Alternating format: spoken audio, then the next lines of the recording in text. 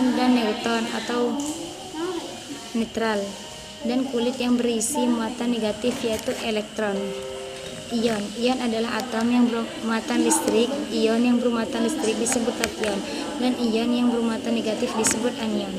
Yang ketiga, muatan listrik. Muatan listrik adalah muatan dasar yang dimiliki suatu benda yang membuatnya mengalami gaya pada benda lain yang berdekatan pada benda lain dan memiliki muatan listrik.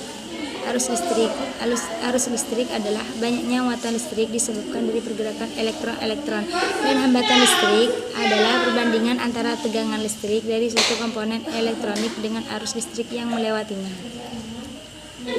Potensial listrik merupakan jumlah usaha yang akan diperlukan agar bisa memindahkan unit muatan dari titik referensi ke titik tertentu di dalam lapangan tanpa menghasilkan akselerasi.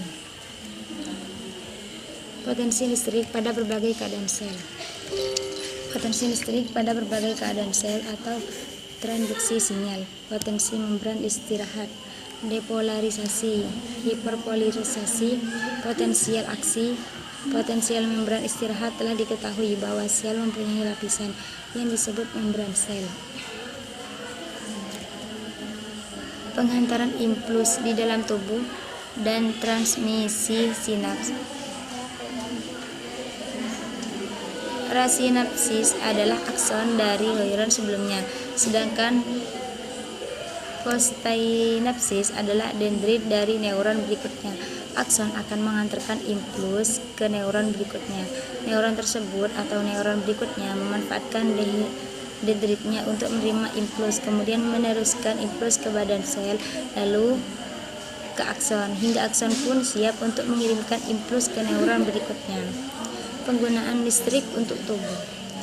Listrik yang dihasilkan di dalam tubuh berfungsi untuk mengendalikan dan mengoperasikan saraf, otot, dan berbagai organ. Pada dasarnya, semua fungsi dan aktivitas tubuh sedikit banyak melibatkan listrik. Gaya-gaya yang ditimbulkan oleh otot disebabkan oleh tarik-menarik antara muatan listrik yang berbeda. Kerja otot pada dasarnya bersifat elektrik. Semua sinyal saraf dari dan ke otak melibatkan aluran arus listrik. Fungsi dan peranan kelistrikan tubuh.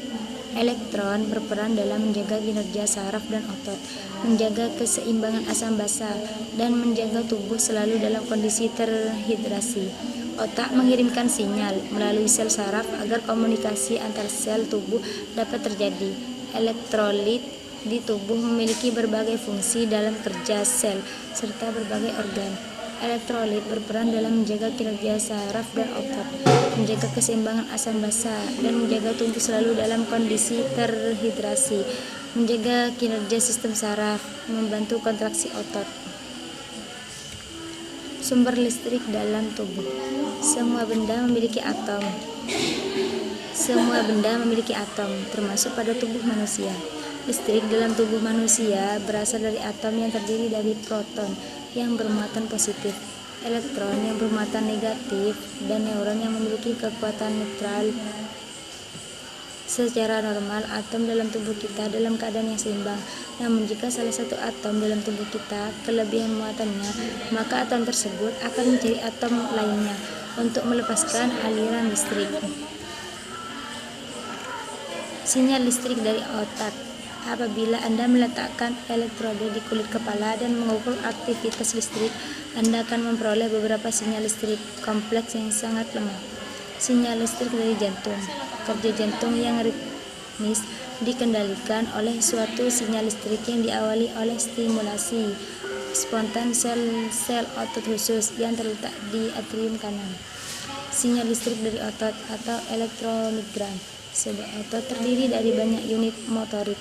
Satu unit motorik terdiri dari satu cabang neuron dari batang otak atau korda spinalis dan 25-2000 serat otot sel yang berhubungan dengan melalui motor end plate. Mekanisme pengendalian kelistrikan tubuh. Sistem motorik. Sistem motorik merupakan sistem yang mengatur segala gerakan pada manusia. Gerakan diatur oleh pusat gerakan yang terdapat di otak. Di antaranya yaitu area motorik di korteks, ganglia basalis, dan cerebellum. Sistem sensorik. Sistem sensorik adalah sistem penghantaran rangsangan dari reseptor ke pusat otak. Sistem ini merupakan bagian dari sistem saraf yang menerima rangsangan dari lingkungan internal maupun eksternal. Sistem sensoris melakukan informasi ke bagian otak yang bertugas mengolah informasi melalui stimulus. Sekian penjelasan mengenai biolistrik, dan akan dilanjutkan mengenai penjelasan teori tentang karbohidrat.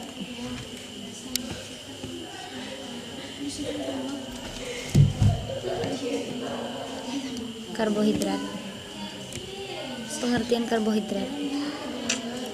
Karbohidrat merupakan makromolekul yang penting bagi tongkat kehidupan makhluk hidup. Senyawa karbohidrat menyumbangkan 70-80% sumber energi untuk aktivitas manusia.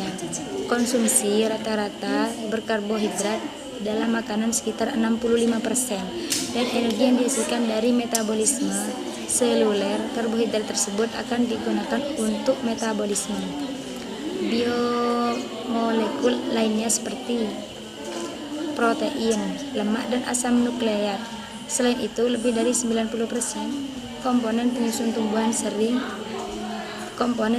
tumbuhan kering adalah karbohidrat. Macam-macam jenis dan contoh karbohidrat. Karbohidrat terdiri dari 3 jenis. Yang pertama yaitu pati, yang kedua yaitu serat, dan yang ketiga yaitu gula. Contoh jenis karbohidrat sederhana adalah monosakarida, yaitu yang kedua disakarida, gula, alkohol, dan oligosakarida. Contoh karbohidrat kompleks yaitu polisakarida dan serat. Contoh makanan yang merupakan sumber karbohidrat diantaranya yaitu beras, jagung, gandum, sagu, buah-buahan, dan lainnya. Contoh jenis makanan yang merupakan sumber karbohidrat yaitu serealia, umbi-umbian, kacang-kacangan, buah-buahan. Tahap-tahap pencernaan karbohidrat mulai dari mulut sampai dengan usus besar. Karbohidrat pertama kali dicerna oleh mulut.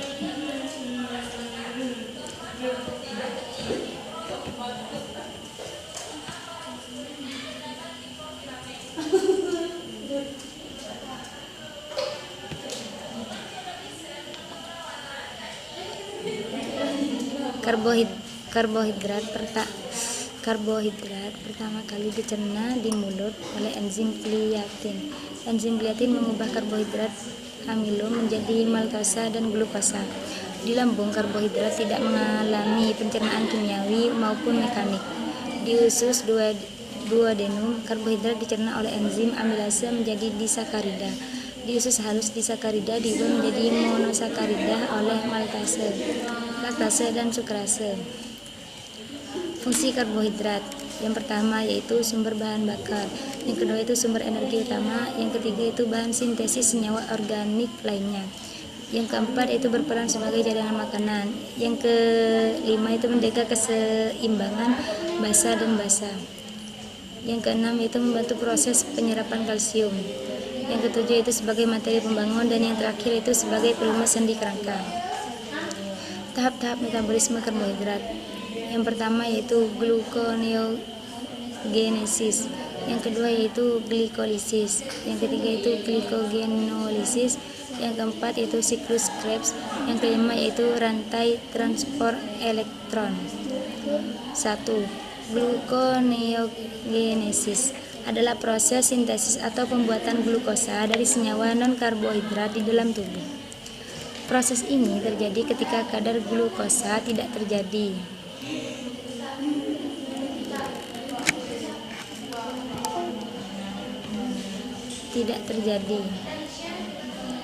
Proses ini terjadi ketika kadar glukosa tidak tersedia, sehingga tubuh mengubah asam amino atau gliserol menjadi glukosa untuk kemudian digunakan sebagai energi bagi tubuh. Yang kedua yaitu glikolisis. Glikolisis adalah salah satu proses metabolisme yang sangat universal yang kita kenal dan terjadi dengan bermacam variasi di banyak jenis sel dalam hampir seluruh struktur organisme. Proses glikolisis sendiri menghasilkan lebih sedikit energi per molekul glukosa dibandingkan dengan oksidasi aerobik yang sempurna. Yang ketiga yaitu glikogenolisis adalah lintasan metabolisme yang digunakan oleh tubuh selain gluconeogenosis untuk menjaga keseimbangan kadar glukosa dalam plasma darah untuk menghindari simptoma hipoglisemia.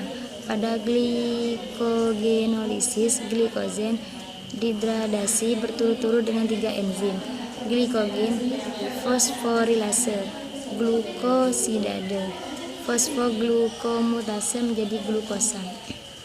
Yang keempat yaitu siklus Krebs. Siklus Krebs merupakan tahap kedua dari tahap respirasi sel yang diawali dengan proses glikolisis. Glikolisis adalah pemecahan glukosa menjadi asam pirufat dan fosforilasi oksidatif kemudian yang akan menghasilkan 2 ATP dan 2 NADH yang disebut juga dengan istilah adenotriphosphate. Yang kelima yaitu rantai transport elektron.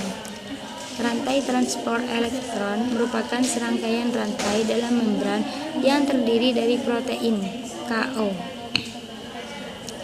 yang mentransfer elektron dari donor elektron menuju akseptor elektron melalui reaksi redox, yaitu maksud dari redox yaitu reduksi dan oksidasi yang terjadi secara bersama. Transfer elektron ini akan mentransfer proton H+ melintasi membran secara keseluruhan. Rantai transport elektron terdiri dari protein, enzim, molekul, dan lainnya.